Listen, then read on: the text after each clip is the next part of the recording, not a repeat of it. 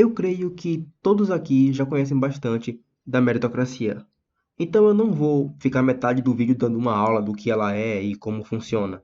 Mas para falar sobre O Preço da Desonra, esse mangá que veio pela Pipoca Nankin, eu ainda preciso contextualizar vocês com um pouco de história, que é um assunto que eu vi recentemente, no caso em abril, quando eu escrevi o roteiro desse vídeo, na faculdade, que é o valor dos bens simbólicos, e que tem bastante a ver com os temas de preço da desonra.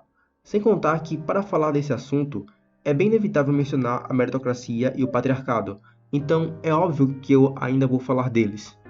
E como discussões sobre meritocracia andam bem em alta nos últimos anos, acho que é uma boa comentar isso sobre uma ótica um pouco diferente do que só xingar coaches ou youtubers que defendem isso. Não que eu concorde com eles, tá? Só que seria meio que chovendo molhado, já que vários outros canais de ensaio já fizeram até melhor do que eu. Então, vamos lá pro vídeo. Bom, o valor dos bens simbólicos está atrelado a coisas como meritocracia, capitalismo e patriarcado.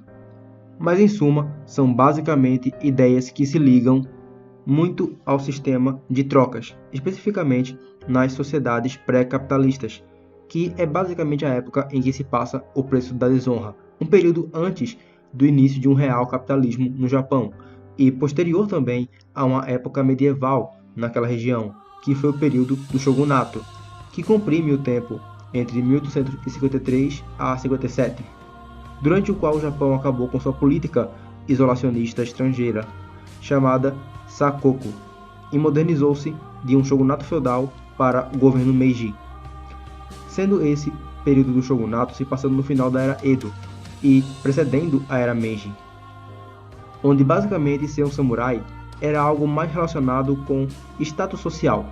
E da mesma forma que o próprio Vagabond, outro mangá que também trata de coisas próximas disso, afinal também é uma história sobre samurais, e os mangás se apoiam muito nisso, onde os valores de lutas pela honra ou provar que tal escola ou técnica é superior a outra é o que mais importa.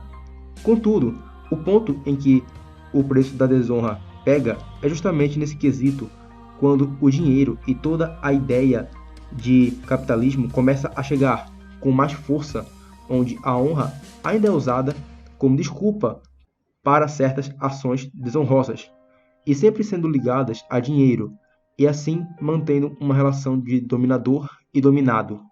E como já diria o autor no pós-fácil do mangá, o que seria tão importante no mundo ao ponto de valer vidas? No caso do ser humano, é o dinheiro. E só abrindo um parênteses aqui, é claro que na realidade, dinheiro e sua importância são apenas invenções humanas, mas elas claramente têm importância nas nossas vidas. A gente até poderia lembrar de obras bem mais atuais, como um Chainsaw Man da vida aí, onde o protagonista basicamente morre por conta de uma dívida e, spoiler, mata o pai por conta disso também. Para contextualizar mais um pouco vocês, para quem não leu o quadrinho, é basicamente um conjunto de histórias tematicamente conectadas e que são basicamente situações diferentes entre si, onde é mostrado como a vida das pessoas é afetada pelo fato do homem, em meio a um campo de batalha, aceitar pagar uma quantia em dinheiro para salvar sua vida, vulgo a promissória de vida. Pois o certo, o honroso, seria ele morrer. E ainda depois que a dívida é feita, o problema não é ele deixar de pagar, mas o puro fato dele ainda estar vivo, pois pagar seria uma desonra, mas não pagar seria tão ruim quanto. No fim, tudo se resume ao dinheiro, mas ainda persiste a tentativa de fingir ser sobre honra e valor de guerreiro, que no fim também não vale de nada. É essa hipocrisia que o mangá destaca, sempre ligada a ideias de masculinidade, do patriarcado, que eram questões de honra ligadas em suma aos homens. E as mulheres acabam sendo sempre colocadas de lado naquelas sociedades, inclusive no próprio quadrinho, mas isso não é tanto um problema devido ao recorte que o autor faz, mas o mangá coloca elas apenas como peças de manobra para serem ameaçadas ou qualquer coisa do tipo, mas elas sofrem pela perda de seus homens devido às dívidas, mas ninguém nunca se importa, pois aquele era o caminho do guerreiro, então era preciso.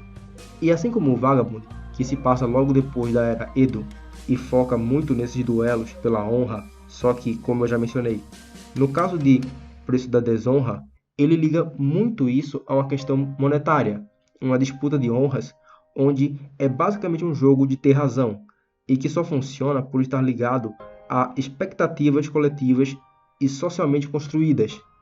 E são esses interesses ligados à honra, o valor simbólico, e assim aumentando o capital simbólico. Era basicamente o que representava os impostos da Idade Média para a nossa sociedade ocidental.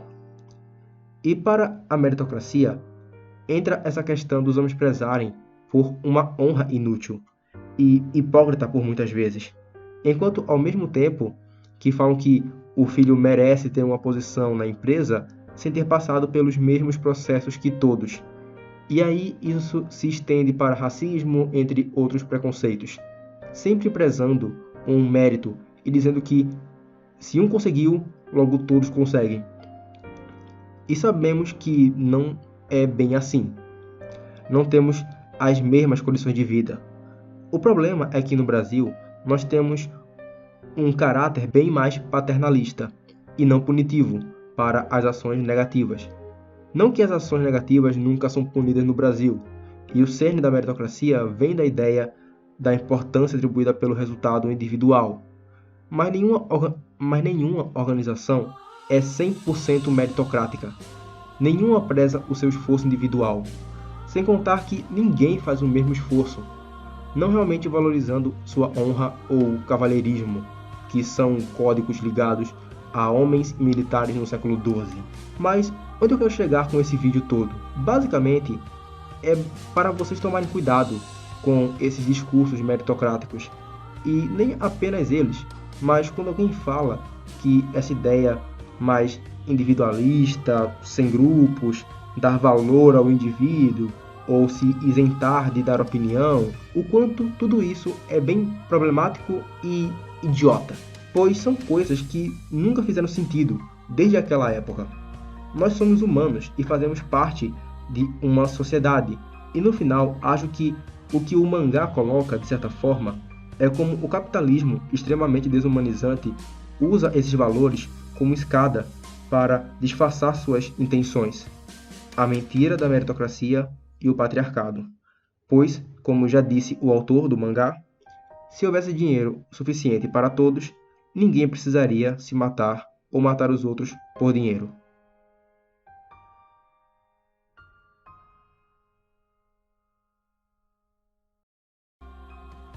O meu nome é Ítalo e o vídeo fica por aqui. Se você curtiu, deixa o like. Se não curtiu, também deixa o like. Se inscreve, compartilha, vê os outros vídeos. Obrigado e até a próxima. Abraço.